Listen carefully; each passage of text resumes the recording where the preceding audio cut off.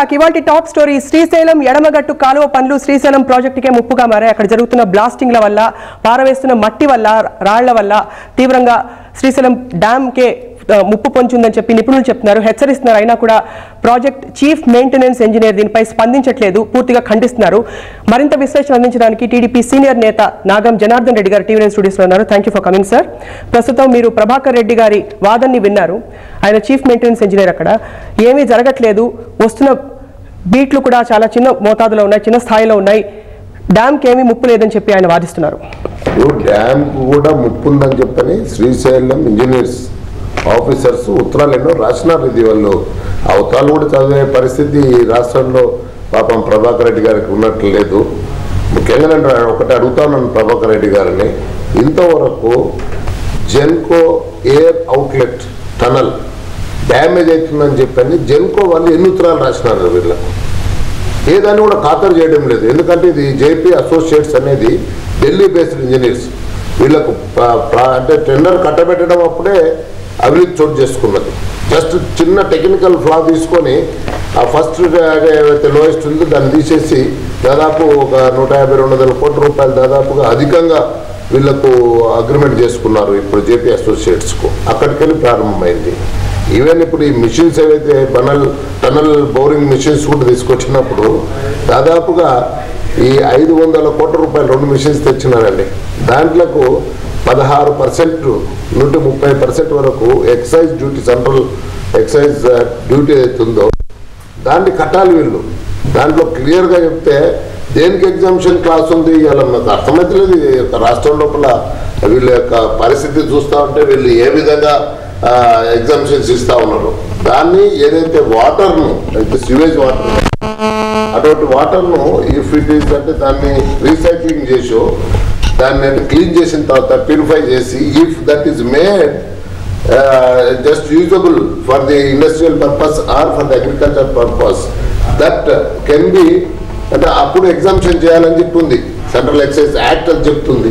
కానీ వీళ్ళు నేరుగా నదికెళ్ళి నీరు తీసుకొని దానికి ఏ ప్రాసెసింగ్ చేయకుండా ఏం చేయకుండా వాడి దానికి ఇంకొకటి ఈ టనల్ మిషన్ ఎప్పటికప్పుడు ఉంచారు కదండి, చుట్టూ ఉంచారు కదా. ఈ పని అయిపోయిందంటే వాడు తీసుకొని వెళ్ళిపోతాడు. ఒక్కటేసారి 150 కోట్ల రూపాయల లాభం ఏ విధంగా ఈ ఇంజనీరింగ్ అంటే ఈ ఫర్మ్స్కు జేపీ అసోసియేట్స్కు లాభం చేకూరటానికి అధికారులు చర్యలు తీసుకుంటారు. ఇది కూడా ప్రభాకర్ రెడ్డి గారు చెప్పాలి.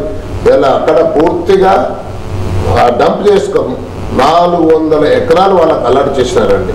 వీళ్ళ ప్రభాకర్ రెడ్డి గారిని చెప్పండి ఎన్ని ఎకరాల్లో వీళ్ళు స్ప్రెడ్ చేసినారు. దాన్ని కేవలం 2 లక్షలు దాదాపు క్యూబిక్ మీటర్స్ ఏమో చక్కగా శ్రీశైలం డ్యామ్లో వేసేసినారు. దానికి కొద్ది ఆబ్జెక్షన్ తీసుకొని వస్తే కొంత ఒకే దగ్గర డంప్ చేయడం వల్ల అక్కడ నేల కుంగింది. వీళ్ళు వేసుకున్న అప్రోచ్ రేటు దాదాపు 10 ఫీట్లు కిందికి కుంగిందని చెప్పని క్లియర్గా చెప్తా ఉంటే అక్కడ ఏం డ్యామేజ్ లేదు, ఏం లేదంటే ఇంత వెనకేసుకొని రావడం ఇది ఏ విధంగా కూడా సమంజసం కాదు. రమ్మని చెప్పండి, మేము చూపిస్తాం. అండ్ ఈ విషయంపై మొదటి నుంచి ఫిర్యాదు చేస్తున్న టీడీపీ ఎమ్మెల్సీ రేవంత్ రెడ్డి గారు కూడా లైవ్ ఇన్ లో రెడీగా ఉన్నారు. పరిస్థితిని మొదటి నుంచి కూడా పరిస్థితిని సమీక్షిస్తూ వచ్చారు. రేవంత్ రెడ్డి గారు, గుడ్ ఈవినింగ్. రేవంత్ రెడ్డి గారు నమస్కారం. నమస్కారం అండి. రేవంత్ రెడ్డి గారు, మీ దృష్టిలో పరిస్థితి ఎంత తీవ్రంగా ఉంది ప్రస్తుతం శ్రీశైలం డ్యామ్ తవ్వకాల దగ్గర? ఇది చాలా తీవ్రంగా ఉందండి. 1.5 నుంచి దాదాపుగా మేము ఫాలో అప్ చేస్తున్నాం. అధికారులు అయితే పోయిన జనవరి నుంచి కూడా ఫిర్యాదులు చేస్తూనే ఉన్నారు. డ్యామ్ మెయింటెనెన్స్ సిఈ కానీ ప్రాజెక్ట్ ఎస్సీలు కానీ వీళ్ళందరూ కాంట్రాక్టర్కు నోటీసులు ఇవ్వడం జరిగిందండి చాలాసార్లు. అయినా కూడా ఈ కాంట్రాక్టర్స్ ఏ ఒక్క అంటే అధికారుల నోటీసులను కానీ అధికారులు ఇచ్చిన లెటర్లను కానీ ఏవి పట్టించుకోవట్లేదు. వాళ్ళు సొంతంగా వాళ్ళ ఇష్టానుసారంగా వాళ్ళు పనులు చేస్తూ పోయినారు తప్ప ఏ ఒక్క రోజు కూడా ప్రభుత్వం ఇచ్చిన నోటీసులకు కానీ అధికారులు ఇచ్చిన నోటీసుల మీద కానీ స్పందించలేదు. ఇక్కడ దీన్ని బట్టి చూస్తుంటే కాంట్రాక్టర్లకు ప్రభుత్వం ఆదేశాలు ఇవ్వట్లేదు, కాంట్రాక్టర్లే ప్రభుత్వానికి ఆదేశాలు ఇస్తున్నట్టుగా ఉంది తప్ప ఇక్కడ కాంట్రాక్టర్లు ఏం చెప్తే అదే విధంగా జరుగుతుంది. అధికారులు కూడా వాళ్ళు ఏం చెప్తుందో ఆ విధంగానే ప్రవర్తిస్తున్నారు తప్ప ఏ ఒక్క రోజు కూడా డ్యామ్ను రక్షించాలనో లేకపోతే డ్యామ్కు జరుగుతున్న ఇబ్బందిని ఆపే ప్రయత్నం కూడా చేయలేదు. ఇదే కాకుండా నేను జిల్లా ఎస్పీ కూడా వీళ్ళు ఓపెన్ బ్లాస్ట్ చేస్తున్నారు. బ్లాస్టింగ్ వల్ల అక్కడ ఉండే ఫిషర్మెన్స్కు దెబ్బలు తగిలినాయి. తర్వాత పవర్ జనరేషన్ కార్పొరేషన్ వాళ్ళ టన్నెల్ కూడా దెబ్బతిన్నది. దీని మీద చర్యలు తీసుకోవాలని నేను ఇరిగేషన్ మినిస్టర్ గారికి మరియు ఇరిగేషన్ సెక్రటరీకి కూడా నేను కంప్లైంట్ చేశానండి పోయిన సంవత్సరంలోనే ఆగస్టులో. కానీ ఇంతవరకు ఈ రోజు వరకు ప్రభుత్వం నుంచి కనీసం ఎంక్వైరీ కూడా చేపట్టలేదు. ఆదిత్యనాథ్ దాస్ గారు ఉండి ఒక 2,50,000 క్యూబిక్ మీటర్ల మట్టి శ్రీశైలంలో పోసినంత మాత్రాన డ్యామ్ ఏమన్నా మునిగిపోతుందా అండి?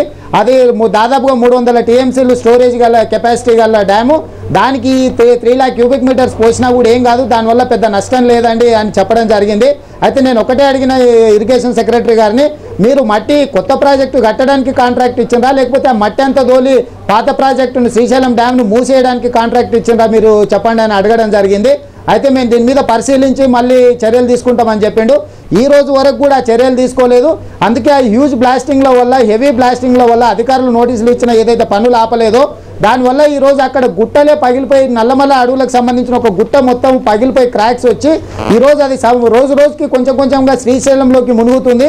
మేము మొదలు చూసిన రోజు 6 ఫీట్ల లోపెట్టుకుంటే ఈరోజు దాదాపుగా 10-12 ఫీట్ల లోపలికి ఆల్రెడీ కుంగిపోయిందండి. అది రోజు రోజుకు కాస్త కుంగుతూనే ఉంది తప్ప దాని మీద ఏం చర్యలు తీసుకోవట్లేదు. ఇప్పుడు చెప్తారు అధికారులు, మేము జియోలాజికల్ సర్వే ఆఫ్ ఇండియాకు కంప్లైంట్ చేసినామండి, వాళ్ళు వచ్చి చూసి మాకు సర్వే రిపోర్ట్ ఇస్తే వాళ్ళ మీద చర్యలు తీసుకుంటామని చెప్తున్నారు. మేము అడిగేది ఒకటే, మేము సంవత్సరం నుంచి ప్రభుత్వం దృష్టికి తీసుకొచ్చి ఈ విధంగా ఓపెన్ బ్లాస్టింగ్స్, హెవీ బ్లాస్టింగ్స్ చేయడం వల్ల ఈ నష్టం వస్తుందని చెప్పి మేము ఎన్నిసార్లు చెప్పినా కూడా కనీసం కూడా చర్యలు తీసుకోకపోతే ఈ రోజు కూడా మంత్రి గారు కానీ ఇరిగేషన్ సెక్రటరీ గారు కూడా ఒకటే మాట చెప్తారు, మేము పరిశీలిస్తాం, చర్యలు తీసుకుంటామని. కానీ కనిపించట్లేదండి. రేవంత్ రెడ్డి గారు ఒకవేళ పరిశీలించే లోపల ఆలస్యం జరిగిపోతే ఎంత ప్రమాదం జరిగే అవకాశం ఉంది మీ దృష్టిలో? అసలు 100% వాళ్ళు పరిశీలించకపోయినా పవర్ జనరేషన్ కార్పొరేషన్కు అండ్ శ్రీశైలం మెయిన్ డ్యామ్కు ఖచ్చితంగా నష్టం జరుగుతుందండి. దీంట్లో వీళ్ళ హెవీ బ్లాస్టింగ్స్ వల్ల వైబ్రేషన్స్తో అక్కడ ఉండే ఏపీ జన్కో కాలనీ కూడా ఇల్లు కూలిపోయినాయి. వాళ్ళు ఇచ్చిన నోటీస్ కూడా నా దగ్గర ఉంది, జనరేషన్ కార్పొరేషన్ వాళ్ళు ఇచ్చింది.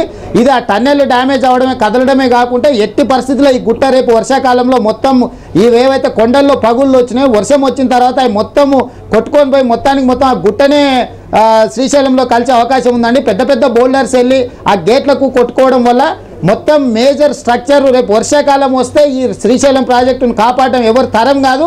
ఈరోజు ప్రభుత్వం దాని గురించి అసలు స్పందించడం లేదు, ఆలోచన కూడా చేయట్లేదండి. దీని మీద ఇమ్మీడియట్గా చర్యలు చేపట్టి నివారణ చర్యలు ఏమైనా చేపడితే తప్ప దీన్ని రక్షించలేమండి ఈ రోజు ఉండే పరిస్థితుల్లో. రేవంత్ రెడ్డి గారు మీరు లైవ్ ఇన్ లో మాకు అందుబాటులో ఉండండి. Thank you very much. Janardhan Reddy గారు, ఇంత జరుగుతున్నా కూడా రేవంత్ రెడ్డి గారు సమర్పించిన రిపోర్ట్ కాపీ మా దగ్గర ఉంది. ప్రభుత్వం స్పందించకపోవడానికి కారణం ఏంటి మీ దృష్టిలో? ఇదేమిటి, పరిస్థితిని అర్థం చేసుకోలేకపోవడమా లేక? ఇప్పుడు దీంట్లో ఏంటంటే, ఇప్పుడు యూజువల్లీ అక్కడ వాళ్ళకున్న నిబంధనల ప్రకారము కంట్రోల్ బ్లాస్టింగ్ చేయాలండి. ఇలా ఈ ప్రభాకర్ రెడ్డి చెప్పండి, what are the measures they have taken? Whether control blasting అవుతుంది అక్కడ కావడం లేదు. అక్కడ ఎవరైనా ఇంజనీరింగ్ సూపర్విజన్ ఉందా?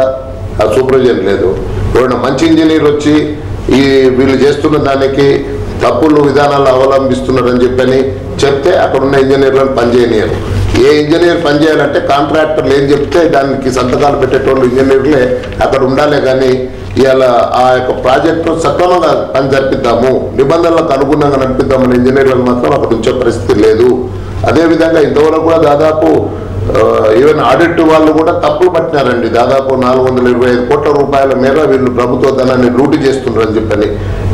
ఏది ఆదిత్యనాథ్ కనిపించదు, ఆ ప్రభాకర్ రెడ్డికి సీఏకి కనిపించదు. ఇది ఇలా వీళ్ళందరూ కూడా రేపు పొద్దున మళ్ళీ ప్రభుత్వాలు మారితే వీళ్ళ పరిస్థితి ఏముంటుందో అర్థం కాదు. అంటే కేవలం చీఫ్ మెయింటెనెన్స్ ఇంజనీర్ ని మాత్రమే తప్పు పెట్టేవన్నా ప్రయోజనం ఉందనుకుంటున్నారు? ప్రయోజనం కాదండి. దీన్ని తక్షణం ప్రతిపక్షాలు ఏం చేశాయి గత సంవత్సరం? మేము వెళ్ళాం, మా ఎమ్మెల్సీ వెళ్ళాడు, అక్కడ తప్పు బాటే అక్కడ చూపించినాడు.